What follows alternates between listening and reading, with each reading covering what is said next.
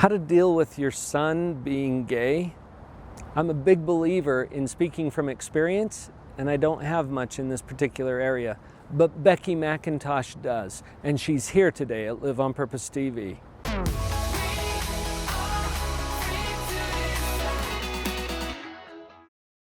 This can be kind of a tough topic, and I'm so glad that you're here, and I'm so glad that you're here.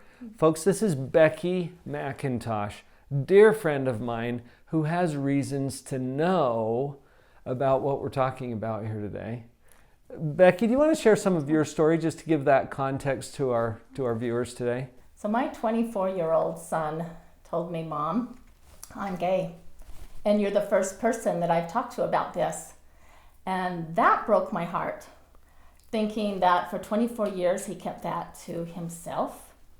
And then also I thought, oh, okay, he hasn't told anyone, so we can fix this. We can fix it. And then no one will ever have to know. This is just a phase. But I felt like the sky was falling, like it really shook my world. And as I listened, as I sought to understand him and realized this is not a phase. This is something that he has been struggling and dealing with and trying to figure out for as long as he can remember, from such a little young boy. And as I listened and sought to understand, I realized that this wasn't something to fix, that he needed my love and understanding, and to know that we would walk this journey together. Becky, can I just put some context around this? Yes. Because I know your family pretty well, and you've got a conservative, religious family. You've got very strong family values that you've taught your children through all of their growing up years. You're a speaker, you're a presenter. In fact, we know each other through the National Speakers Association. You and your husband, Scott, have been on my podcast, and we've had a lot of fun interactions. And when your son came to you, he was 24 at the time. So think about this, folks. Was this just a, hey, I think I'll just go tell mom something? No, he had agonized probably for years about how to approach you about this. He knew that he had to at some point. Absolutely. But as a parent, you were totally unprepared for the reveal. Yeah. Right? This was not something that I expected or suspected. And it caught me off guard. And what had kept him in the closet is because he had been listening to our dialogue and conversation growing up. And so he was struggling inside. How can I ever come out? Can I ever tell mom and dad? Are they going to accept me or reject me?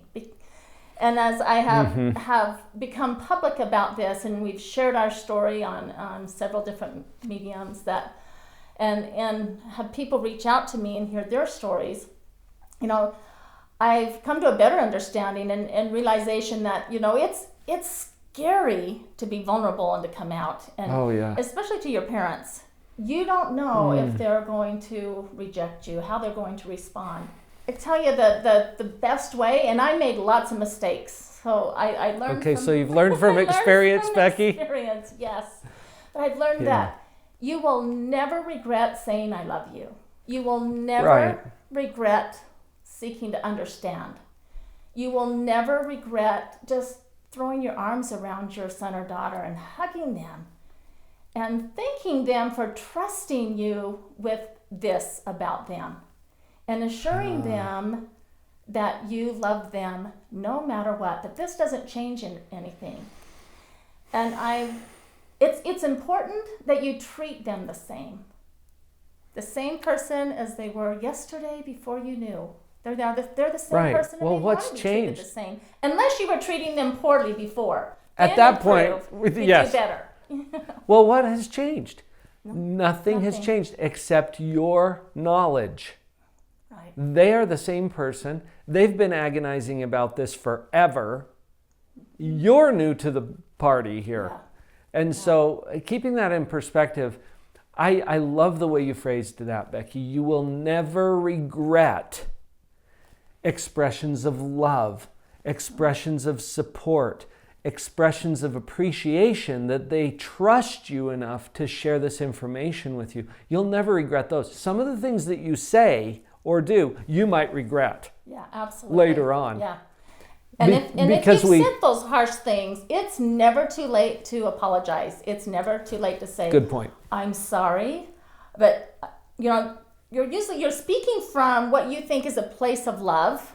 Yes. For me, I discovered I was speaking from a place of fear. Fear. Mm-hmm. Right, because you've got this imagination of what this means and how it's going to change everything. And it's really nothing has changed except your knowledge is now there. So treating them the same, if you're treating them well, love that. You know what? You also said something that I think bears some repeating. We're coming sometimes from a place of fear instead of a place of love. Your job as a parent is to love them no matter what. Yep. Right? Right. No matter what, and even if that's your job as a parent, it's not to make sure that they don't or that they're not or that whatever. Right. Right? That gets us tied in knots. Mm-hmm.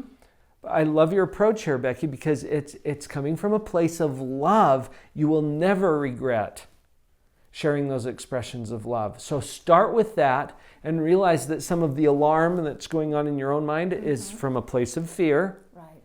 Are they going to work through that, Becky, at some point?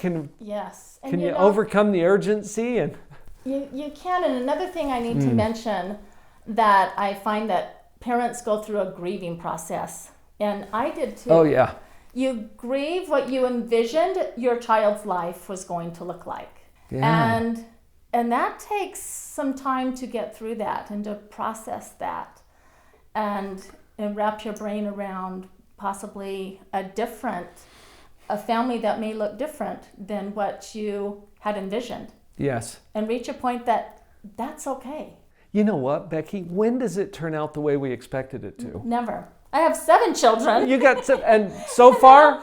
And nothing turns out how you plan or expect.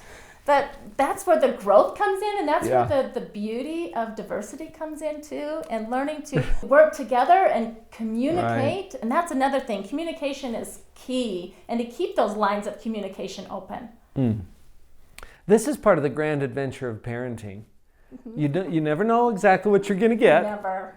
Right? So we're not just talking about your son or your daughter coming out as gay or lesbian. It could be anything. It could be an accident that leaves your child quadriplegic. It could be that your child flunks out of school or chooses to discontinue their schooling. You know, where your picture was, oh yeah, they go on and become this doctor, lawyer, or whatever, right?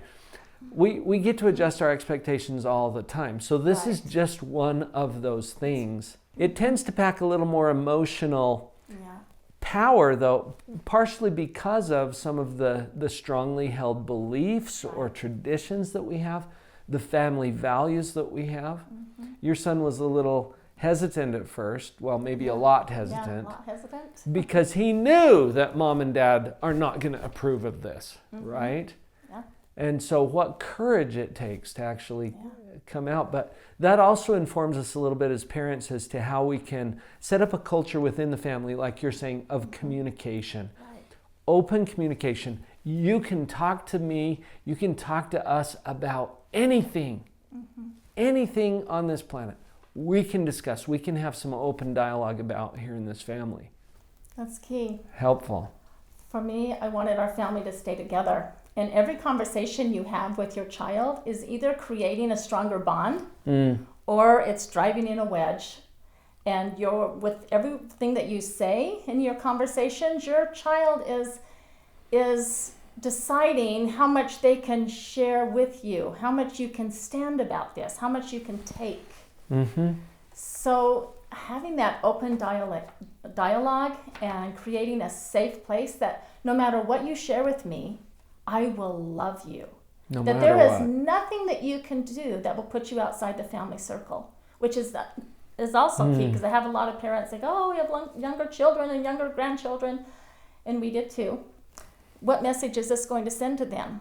Ooh, good question. And the message it's going to send to them by loving and including is that there is nothing that they can do that will Yes. put them outside the family circle. That they can come to you for anything, and that you will work together and you'll stay together. And I mean, that's key. Oh. And to create those strong bonds within your family, and that comes through kindness, love, and respect. I am so glad that you mentioned that one, Becky. I had a client not too long ago who asked that very question. What is it going to teach or show my younger children, my grandchildren, if I'm accepting or inclusive of my gay son? And I turned it right back on her, kind of like we just did just now. What is it going to tell them? Yeah. And you nailed it. It tells them, I will love you no matter what, and even if.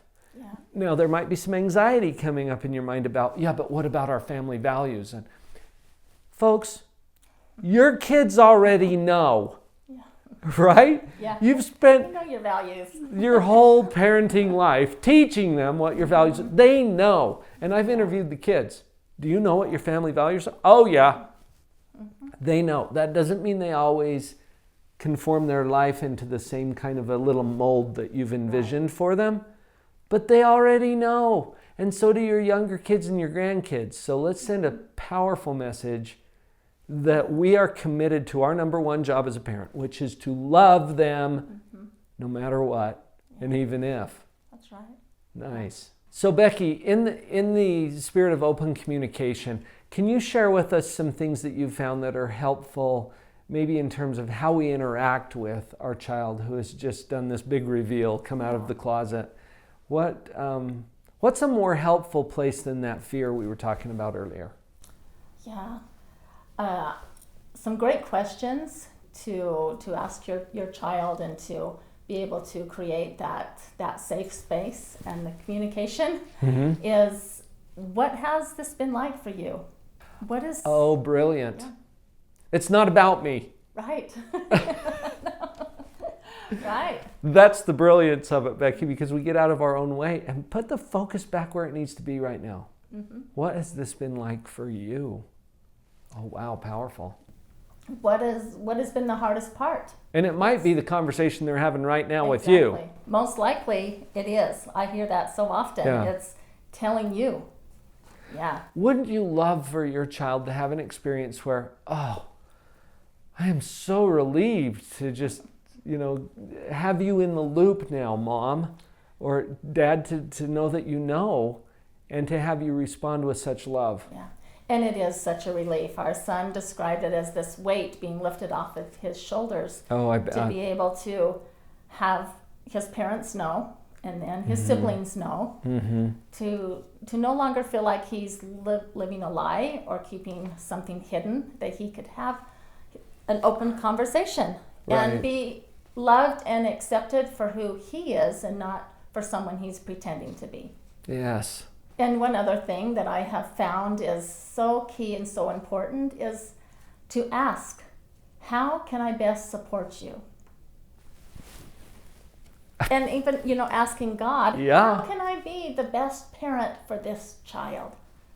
And it always comes down to love. Just Yes. love me. Just love.